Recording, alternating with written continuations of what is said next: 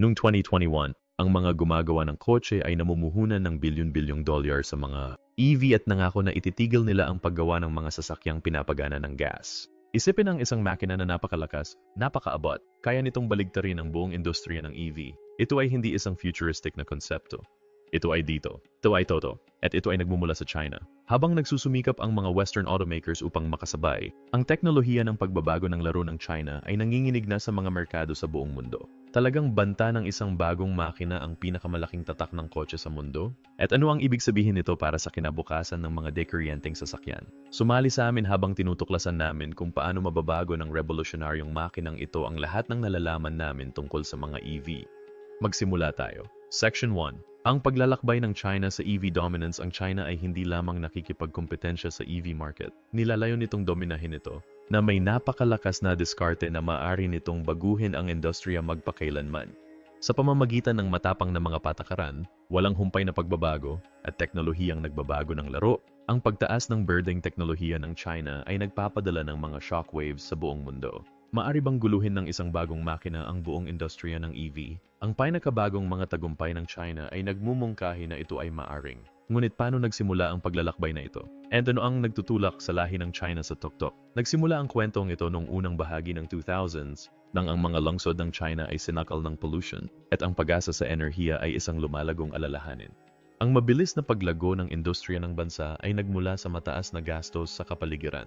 Ang China ay nag-angkat ng napakaraming langis, patuloy na tumataas ang demand, at ang situation ay nagbanta sa kalusugan ng publiko at pambansang seguridad. Upang matugunan ang mga isyong ito, itinakda ng China ang mga tingin nito sa mga dekuryenteng sasakyan bilang solusyon.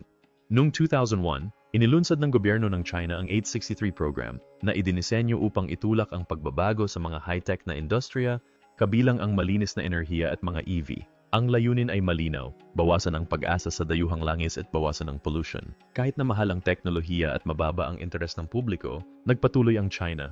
Noong kalagitnaan ng 2000s, ipinakilala nito ang bagong sasakyang pang-enerhiya, ang NEV plan, na nakatuon sa mga dekuryenteng sasakyan ng baterya, mga plug-in na hybrid, at mga hydrogen fuel cell. Pagsapit ng 2010, ang gobyerno ay naglunsad ng malaking subsidyo para sa parehong mga mamimili at mga tagagawa upang gawing abot kaya ang mga EV at hikayatin ang pag-aampon. Ang pampublikong transportation ay isa sa mga unang sektor na sumailalim sa electrification. Ang Shenzhen, isang lungsod na may higit sa 12 milyong katao, ay nagtakda ng isang ambisyosong layunin, magpakuryente sa buong fleet nito ng 16,000 bus. Sa pamamagitan ng 2017, ito ang naging unang lungsod sa mundo na nakamit ito. Pinutol ang mga emission at pagpapabuti ng kalidad ng hangin. Ito ay hindi lamang isang beses na proyekto, ngunit isang modelo para sa iba pang mga lungsod sa China at higit pa. Okay, gagawin ba ng napakalaking pampublikong shift na ito ang bagong EV engine ng China na susunod na game changer? Upang makamit ang sukat, sinuportahan ng gobyerno ang pag-aampon ng EV gamit ang matibay na mga patakaran at subsidyo.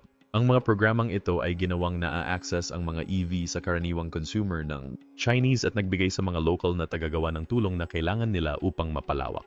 Kabilang sa mga patakarang ito ay ang dual credit system na inilunsad noong 2017 na nangangailangan ng mga automaker na matugunan ang mga quota sa production ng EV o bumili ng mga kredito mula sa ibang mga kumpanyang nakagawa.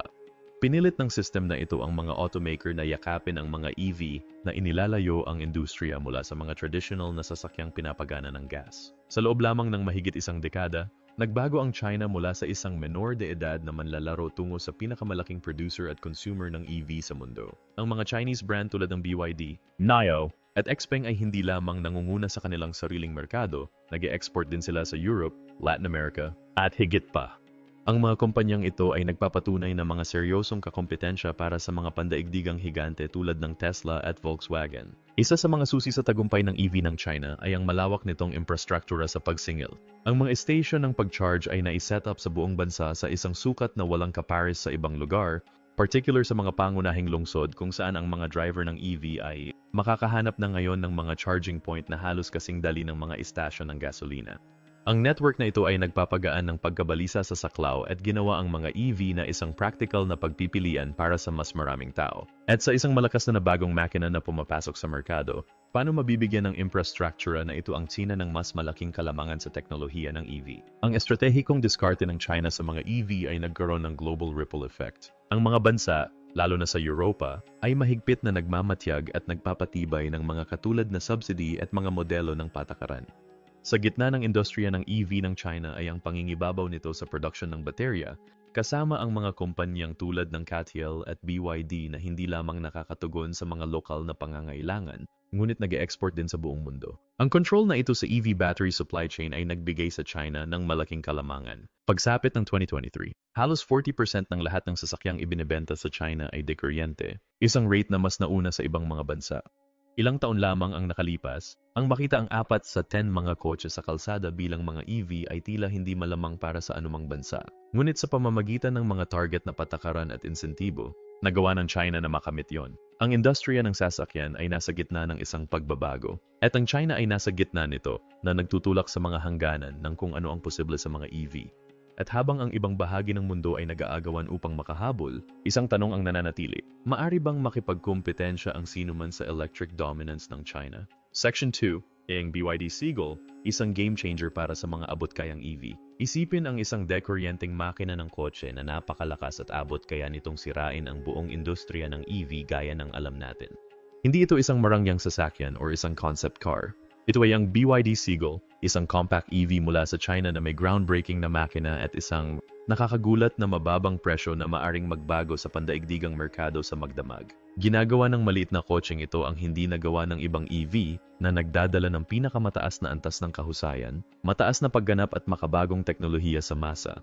Ano ang dahilan kung bakit ang Seagull ay isang banta sa mga itinatag na tatak? Hatiin natin ang mga lihim sa likod ng makina at disenyo nito. Ang lakas ng Seagull sa pagbabago ng laro ay nagsisimula sa makina nito, o mas particular, ang advanced na dekuryenteng motor nito na ipinares sa makabagong teknolohiya ng baterya ng lithium iron phosphate ng BYD. Hindi tulad ng mga traditional na lithium ion na baterya na umaasa sa mga mamahaling materyales tulad ng cobalt, ang LFP na baterya ng BYD ay ginawa mula sa mga materials na madaling makuha na nagpapanatili ng mababang gastos habang pinapahusay ang tibay. Ang teknolohiyang ito ng baterya ay hindi lamang mas mura, ngunit mas ligtas din dahil hindi ito madaling mag-overheat or masunog. Para sa isang kotse na naglalayong sa pang-araw-araw na driver, ang aspetong ito sa kaligtasan ay isang malaking bagay. At ang pagganap, gamit ang motor at baterya combo diet, ang Seagull ay pwedeng maglakbay ng halos 200 milya sa isang single, pambihirang hanay para sa isang kotse sa hanay ng presyo nito. Ngunit ang motor at baterya ng Seagull ay simula pa lamang kung bakit ang kotseng ito ay napakalakas ng abot-kaya at pagganap.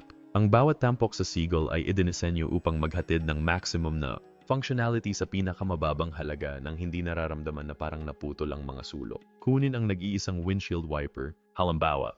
Ito ay maring mukhang walang halaga, ngunit ang pagpipiliang ito ay hindi lamang tungkol sa pagbawas sa mga bahagi. Sa pamamagitan ng pagbawas sa bilang ng mga gumagalaw na bahagi, ang BYD ay nakatipid sa mga gastos sa pagmamanufaktura, pinababa ang timbang, at pinalit ang mga potential na issue sa pagpapanatili. Sakop pa rin ng wiper na ito ang buong windshield ng epektibo kaya hindi isinakripisyo ng mga driver ang visibility, ngunit ang gastos at disenyo ay parehong na-optimize. Pag-usapan natin ang laki at disenyo. Ang Seagull ay isang compact hatchback na binuo para sa buhay lungsod na nag-aalok ng madaling pagmaniobra, mabilis na paradahan, at isang nakakagulat na maluwang na interior sa kabila ng maliit na footprint nito. Dinisenyo ito para sa mga urban na kapaligiran kung saan mahalaga ang bawat pulgada, ngunit hindi masikip ang layout sa loob. Nagawa ng BYD na lumikha ng maluwag, mahusay na cabin na may komportableng upuan, simpleng mga control, at sapat na imbakan para sa pang-araw-araw na paggamit. Ang resulta ay isang practical, walang kabuluhan na disenyo na nagpapalaki ng espasyo at nagpapanatili ng mga distractions sa pinakamababa na nagbibigay sa mga driver ng eksakto kung ano ang kailangan nila at walang hindi nila. Ang isa pang kahanga-hangang tampok ay ang mabilis na pag-charge ng Seagull. Ang kotse na ito ay hindi lamang abot kaya at mahusay, ito ay idinisenyo upang makasabay sa bilis ng modernong buhay. Salamat sa teknolohiya ng baterya ng BYD. Ang Seagull ay maaring umabot ng malaking singil sa maikling panahon. Ibig sabihin ay mas kaunting paghihintay sa mga estasyon ng pagsingil. Ang tampok na ito lamang ang gumagawa ng Seagull na hindi ka panipaniwalang kaakit-akit sa mga abalang driver na nangangailangan ng kotse na handang pumunta ng walang pinahabang downtime. Ngayon isaalang-alang kung ano ang kinakatawan ng Seagull sa pandaigdigang merkado. Karaniwan, ang mga EV sa Western market ay nakaposisyon bilang mga luxury o high-end na modelo na may tag ng presyo upang tumugma. Ngunit narito ang Seagull, hinahamon ang status quo na iyon sa isang punto ng presyo na ginagawang naa-access ang mga EV sa mas malawak na audience. Gumagawa na ang sasakyang ito sa mga lugar tulad ng Europe at Latin America, kung saan gusto ng mga consumer ang abot kaya. Maasahang mga option sa EV, ngunit nalilimitahan ng matataas na presyo mula sa mga naitatag na brand. Sa maliit na bahagi ng presyo ng isang Tesla o BMW, ang Seagull ay nag-alok ng isang practical, eco-friendly na option sa sasakyan na hindi na itugma ng mga traditional na automaker. Binaligtad ng BYD ang script sa pagiging affordability ng EV na nagtatakda ng bagong pamantayan na magpipilit sa mga Western automaker na pag-isipang muli ang kanilang mga diskarte sa pagpepresyo at production. Ang tagumpay ng Seagull ay higit na kahanga-hanga kapag isinasaalang-alang mo ang kamakailang pagganap sa pananalapi ng BYD. Sa ikatlong quarter ng 2024, ang kita ng BYD ay lumampas sa Tesla na nagdala ng 28 billion kumpara sa Tesla na 25 billion. Ito ay hindi lamang isang tanda ng katanyagan ng Seagull, ito ay isang tagapagpahiwatig ng napakalaking epekto ng BYD sa buong mundo. Habang nakatuon ang Tesla sa mga high-end na modelo, ipinoposisyon ng BYD ang sarili bilang nangunguna sa abot kayang mga dekuryenteng sasakyan na umaabot sa milyon-milyong higit pang mga mamimili. Ang diskarte ng BYD na bigyang prioridad ang cost-effective na production at mga dekalidad na abot kayang sasakyan ay isang panalong formula na humuhubog sa mapagkumpetensyang tanawin. Paano pinamamahala ng BYD na gawin ang gawaing ito? Bahagi ng sagot ay nasa natatanging diskarte ng kumpanya sa production. Hindi tulad ng maraming mga automaker, kinokontrol ng BYD ang halos bawat bahagi ng proseso ng pagmamanupaktura, mula sa production ng baterya hanggang sa huling pagpupulong. Ang patayong pagsasama ng BYD ay nangangahulugan na hindi ito kailangang umasa sa mga third-party na supplier. Ang self-sufficiency na ito ay nagbibigay daan sa BYD na panatilihing mababa ang mga gastos at mataas ang kalidad, isang kalamangan na maaring itugma ng ilang mga automaker. Ito rin ang nagbibigay daan sa BYD na mapresyuhan ang Seagull ng napakahusay na ginagawa itong abot kaya para sa isang pandaigdigang merkado na gutom para sa budget-friendly na mga EV. Sa isang mundo kung saan ang mga dekuryenteng sasakyan ay tinatrato na parang mga mamahaling bagay, ang Seagull ay hindi nakakagulat sa sistema. Ang kotse na ito ay hindi lamang isa pang modelo. Ito ay isang declaration mula sa BYD na ang mga nangungunang kalidad na EV ay maaring maging abot kaya para sa lahat. Ang Seagull ay nagpapatunay na hindi mo kailangang isakripisyo ang pagganap, kaligtasan, o pagiging maaasahan upang makakuha ng isang dekuryenteng sasakyan sa isang naa-access na presyo. Isa itong bagong pamantayang ginto, isa na nagtutulak sa buong industriya sa isang karera upang makasabay sa mabilis, hindi mapigilang pagtaas ng BYD.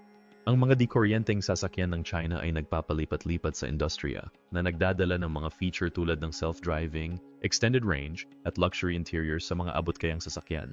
Ang mga ito ay hindi lamang mga budget EV. Ang mga ito ay high-tech, comfortable, at hindi ka panipaniwalang advanced, hinahamon ang status quo sa mga paraang tila imposible ilang taon na ang nakalipas. Ang NIO, halimbawa, ay naging all-in sa autonomous na teknolohiya sa pagmamaneho na ginawa ang kanilang mga sasakyan sa tinatawag nilang mga robot sa mga gulong.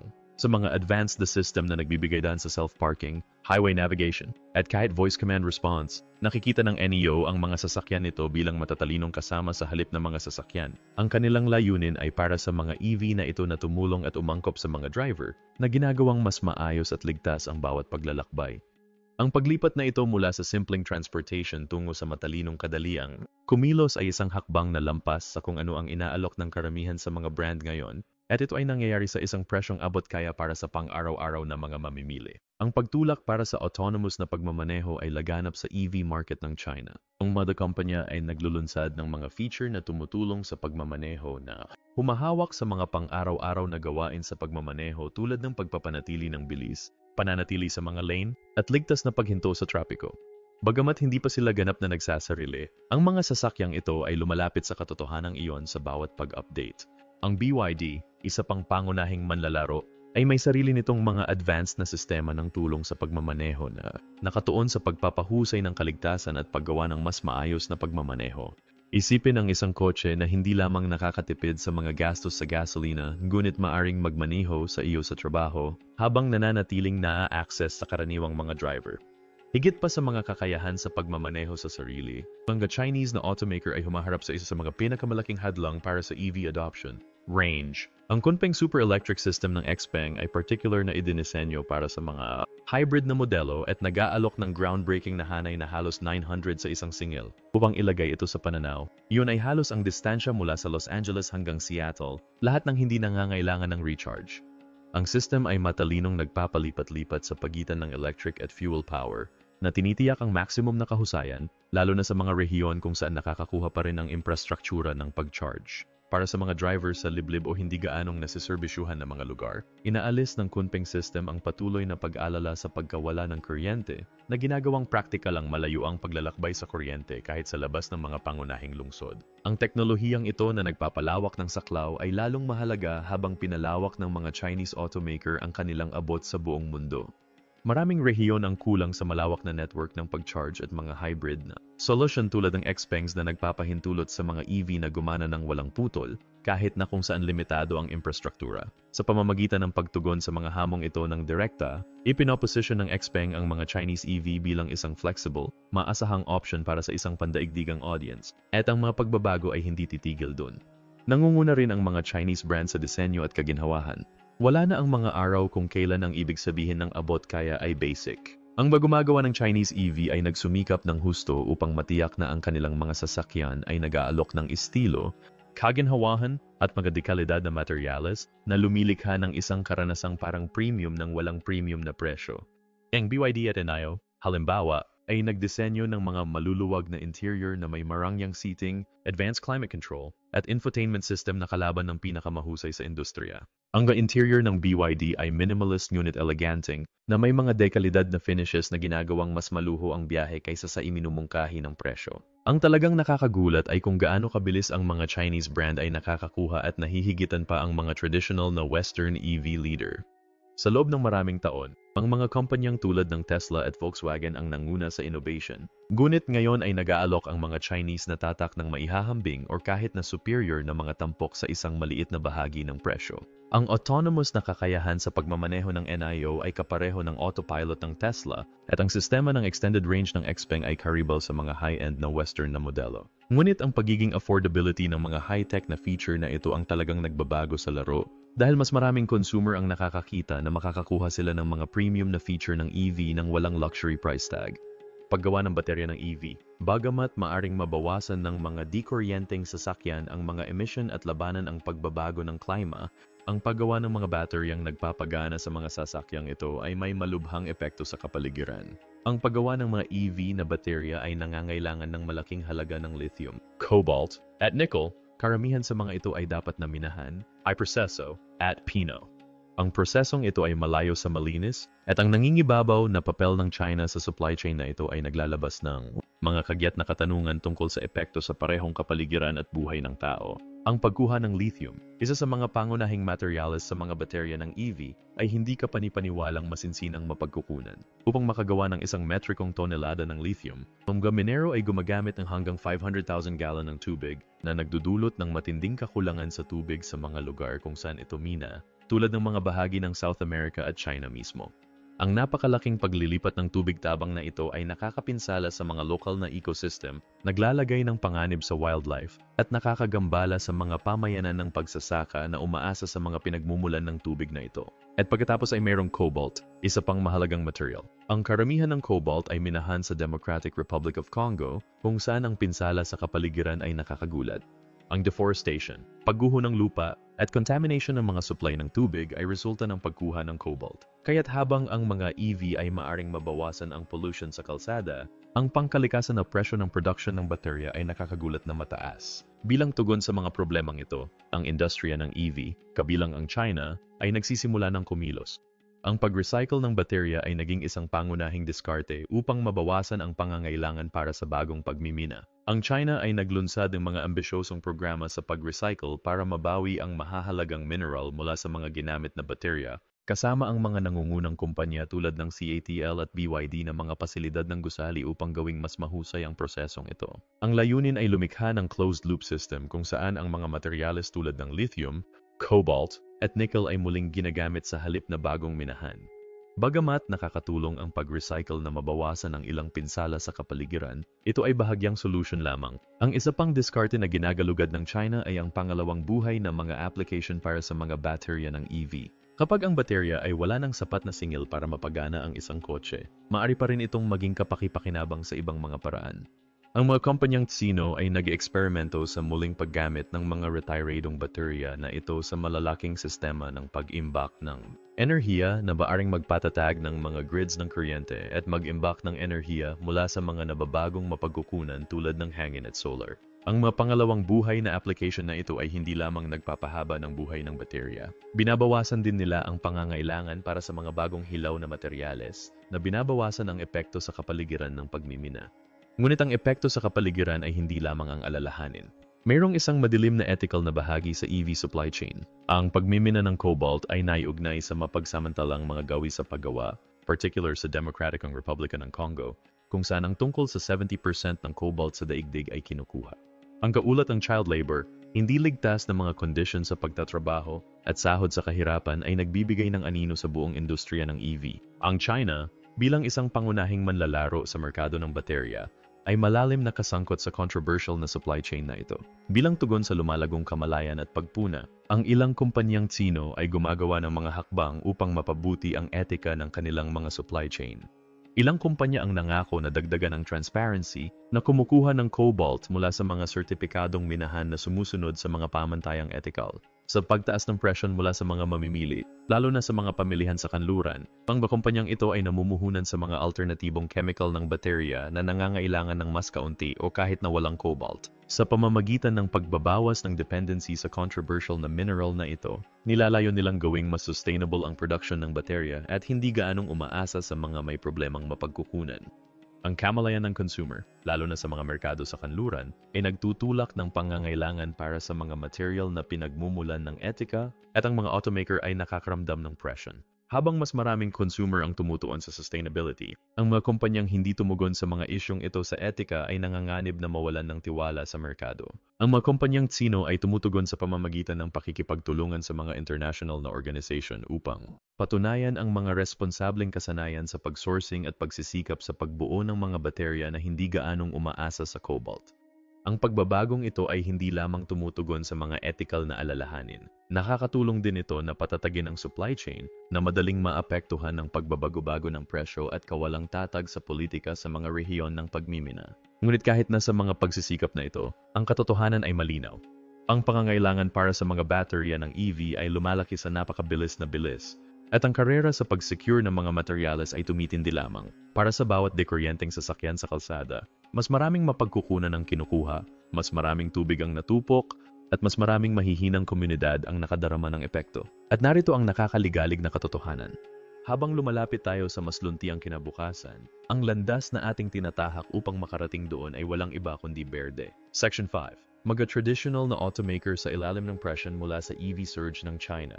Binabago ng mga dekuryenteng sasakyan ng China ang laro. Hinahamon ang mga legacy na tatak na matagal nang nangingibabaw sa automotive market. Isinasaad ng mga kamakailang ulat na ang Toyota at BMW ay nakaranas ng pagbaba ng kita dahil sa bahagi ng lumalagong competition mula sa mga tatak ng EV ng China.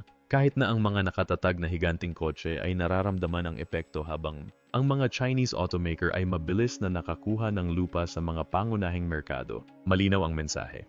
Ang pandaigdigang merkado ng sasakyan ay nagbabago at ang mga traditional na tagagawa ng kotse ay nasa ilalim ng presyon upang umangkop o panganib na mahuhuli. Mabilis na nananalo ang mga Chinese EV sa mga consumer sa Europe, isang merkado na matagal nang critical sa mga Western automaker. Ang mga European consumer na insentibo ng mga subsidya ng gobyerno at nag-aalala tungkol sa sustainability ay naghahanap na lumipat sa mga dekuryenteng sasakyan. Ngunit marami ang napipigilan ng mga premium na presyo na nauugnay sa mga Western EV. Ipasok ang mga Chinese brand tulad ng BYD at NIO na nag-aalok ng mga abot-kayang EV na hindi nagtitipid sa mga feature. Kaya sa mga bansang tulad ng France, Spain at Italy, kung saan mas maingat ang paggasta ng consumer, ang modelong Chinese na ito ay nakakakuha ng mga mamimili na maaring napresyuhan sa labas ng EV market.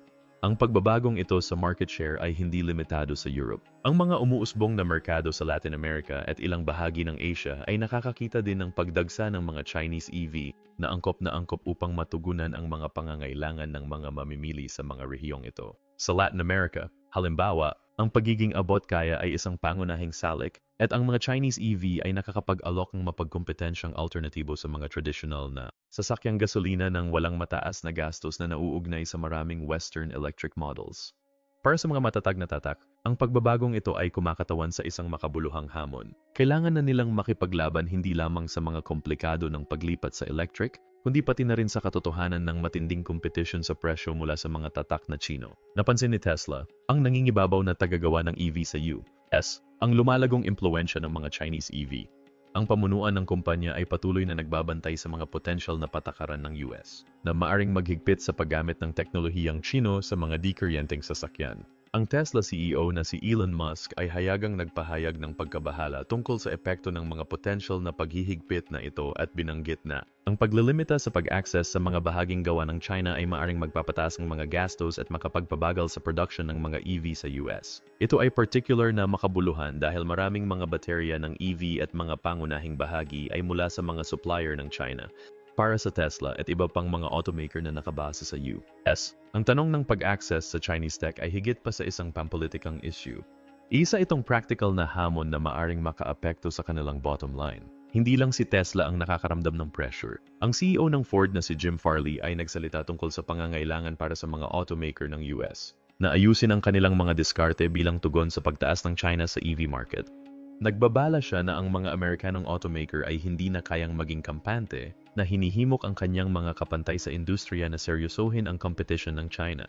Ang Ford, tulad ng maraming traditional na automaker, ay nahahanap ang sarili sa isang posisyon kung saan dapat nitong pag-isipang muli ang diskarte nito sa production ng EV. Upang manatiling mapagkumpetensya, ang Ford at iba pang mga legacy na brand ay lalong tumutuon sa pagbabawas ng mga gastos, pagpapabuti ng teknolohiya ng baterya, at pagtiyak na ang kanilang mga sasakyan ay nag-aalok ng mga natatanging tampok na maaring magbukod sa kanila mula sa bahanang abot kayang Chinese EV. Gayunpaman, habang ang mga Chinese automaker ay nakakakuha ng traction sa buong mundo, sila rin ay nahaharap sa kanilang sariling hanay ng mga hamon. Isa sa mga pinakamalaking issue ay ang kakulangan ng pagsingil sa infrastructure sa mga rural na lugar, parehong sa China at sa marami sa mga international na merkado na kanilang pinasok. Bagamat ang mga pangunahing lungsod sa China ay mahusay na nilagyan ng mga estasyon ng pagsingil, ang ma-rural na rehiyon ay madalas na nahuhuli, na nagpapahirap sa mga may-ari ng EV na makahanap ng mga mapagkakatiwalaang option sa pagsingil sa labas ng mga sentro ng lungsod. Maaring limitahan ng agwat na ito sa infrastruktura ang apela ng mga Chinese EV sa mga lugar kung saan karaniwan ang paglalakbay sa malayo na nagiging hadlang sa pag-aampon. Ang isa pang hamon para sa mga gumagawa ng sasakyang Sino ay ang unti-unting pag-alis ng mga subsidyo ng gobyerno na nakatulong sa pagsulong ng industriya. Lubos na sinuportahan ng China ang industriya ng EV nito sa pamamagitan ng mga subsidyo at insentibo na naging mahalaga sa pagpapanatiling mapagkumpetensya ang mga presyo. Gayunpaman, sinimulan na ng gobyerno na alisin ang mga subsidyo na ito na lumilikha ng mga bagong panggigipit para sa mga tagagawa ng Chino na panatilihing mababa ang mga gastos nang hindi umaasa sa suporta ng gobyerno. Habang tumatanda ang industriya, kakailanganin ng mga Chinese na automaker na humanap ng mga paraan upang mapanatili ang kanilang paglago, nang nakapag-isa at magpatuloy sa paghahatid ng mga abot kayang EV nang hindi sinasakripisyo ang kalidad. Naisip mo na ba kung ano ang tunay na nagpapalakas sa pagtaas ng mga dekuryenteng sasakyan? Tingnan ang higit pa sa mga makintab na disenyo at mga pangakong eco-friendly. Ang baterya ang talagang nagtutulak sa tagumpay ng isang EV. Sa katunayan, ang mga baterya ay bumubuo ng humigit kumulang 1/4 ng kabuuang halaga ng isang EV na tinutukoy ang saklaw, pagiging maasahan, at pagiging affordability nito. At narito ang nakakagulat. Ang China ay hindi lamang nangunguna sa paggawa ng EV. Kinokontrol din nito ang karamihan sa pandaigdigang merkado ng baterya na nagbibigay ito ng malaking kalamangan sa iba pang bahagi ng mundo. Ang pangingibabaw ng China sa production ng baterya ay hindi nangyari ng magdamag.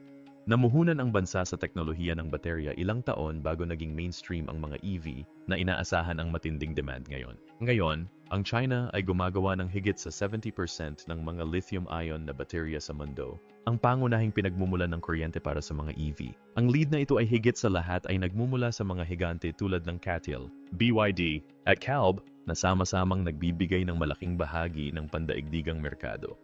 Kahit anong brand ng EV ang pagmamaneho mo, malaki ang posibilidad na ang baterya nito ay nagmula sa China o naglalaman ng mga materyales na galing doon. Ngunit bakit napakahalaga ng mga baterya? Pinapalitan ng mga baterya ang mga gasoline engine sa mga EV at mahirap gawin ang mga ito at magastos. Ang lithium-ion na baterya, ang pinakakaraniwan sa mga EV, ay umaasa sa mga materyales tulad ng lithium at cobalt na mahirap kunin at nangangailangan ng advanced na teknolohiya upang pinuhin.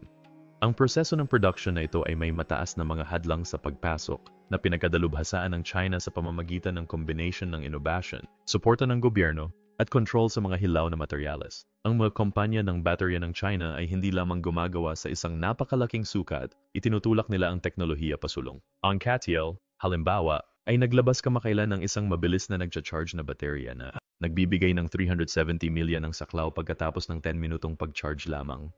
Tinutugunan ng development na ito ang isa sa mga pinakamalaking hadlang para sa mga EV, ang oras ng pagsingil. Habang ang karamihan sa mga baterya ng lithium-ion ay tumatagal ng ilang oras upang ganap na mag-charge, ang bagong tech ng CATL ay maaring gawing hindi na ginagamit ang saklaw ng pagkabalisa na ginagawang mas practical ang mga EV para sa pang-araw-araw na pag-commute at mahabang biyahe. Ngunit ang mga pagbabago ay hindi tumitigil sa mas mabilis na pag-charge. Ang mga kumpanyang Tsino ay nakatuon din sa mga solid-state na baterya na itinuturing na susunod na malaking bagay sa teknolohiya ng baterya. Hindi tulad ng mga karaniwang lithium-ion na baterya na gumagamit ng likidong electrolyte, ang solid-state na baterya ay may solidong electrolyte na ginagawa itong mas ligtas, mas mahusay, at mas matagal. Bagamat nasa pag-unlad pa lang, maaring baguhin ng mga solid-state na baterya ang mga EV sa pamamagitan ng pag-alok ng mas mahabang hanay, mas mabilis na pag-charge, at mas kaunting panganib ng overheating, isang pangunahing pagtutok para sa mga higanting baterya ng China na naglalayong manguna kapag napunta ang teknolohiyang ito sa merkado. Tinatalakay din ng China ang basura ng baterya at epekto sa kapaligiran. Habang lumalaki ang EV adoption, lumalaki din ang pangangailangang pamahalaan ang mga ginamit na baterya. Ang mga kumpanyang Tsino ay nangunguna sa mga teknolohiya sa pag-recycle upang mabawi ang mahahalagang materyales tulad ng lithium, cobalt, at nickel mula sa mga lumang baterya na binabawasan ang pangangailangan para sa bagong pagmimina.